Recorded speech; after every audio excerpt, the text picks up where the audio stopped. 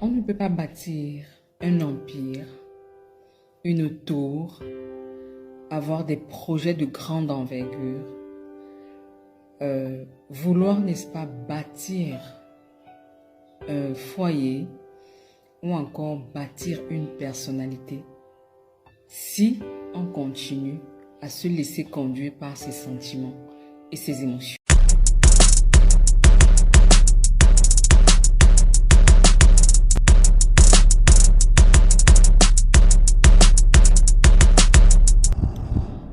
On ne peut pas bâtir un empire, une tour, avoir des projets de grande envergure, vouloir, n'est-ce pas, bâtir un foyer ou encore bâtir une personnalité si on continue à se laisser conduire par ses sentiments et ses émotions. Sachez que les grandes tours que vous voyez partout, tout autour de nous, les personnes sur qui on pourrait, n'est-ce pas, s'appuyer comme étant des piliers, ces personnes-là qu'on prend comme des modèles sont des personnes qui ont appris à dompter leurs émotions, à canaliser leurs sentiments. Parce que tant que vous resterez à la merci de vos émotions, à la merci de vos sentiments, c'est-à-dire que vous réagissez parce que ça vous a plu ou ça ne vous a pas plu, à un niveau, ce n'est plus votre avis qui compte. À un niveau, ce n'est plus votre humeur qui compte. Plus pour vous seul, non. Mais c'est pour une multitude. C'est pour une multitude. Mais pour réussir à y arriver, vous êtes obligé de bâtir, c'est-à-dire de vous bâtir. Dans la Bible, il y a un passage qui nous parle de la femme selon le cœur de Dieu, la femme sage qui bâtit sa maison. J'ai vu plusieurs mamans, plusieurs femmes, plusieurs dames se limiter à se concentrer sur la maison, c'est-à-dire le logis. Non.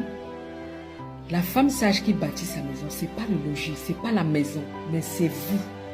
C'est vous, c'est-à-dire que c'est vous dans votre entièreté. C'est vous que vous bâtissez. Parce que c'est par vous que tout va passer. C'est par vous que les bonnes et les mauvaises choses pourront rentrer dans votre maison. Dans votre bâtisse, dans votre foyer. Un foyer se bâtit, une maison se bâtit, elle se construit.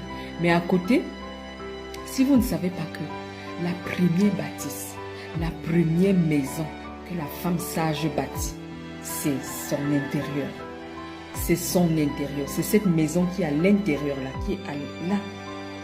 C'est ce qui lui permettra de travailler ou encore de consolider la relation avec son créateur et avec les personnes qu'elle pourra côtoyer. Pour ainsi arriver à mettre sur pied, à fixer suffisamment les jalons de cette maison qui est le logis. D'accord?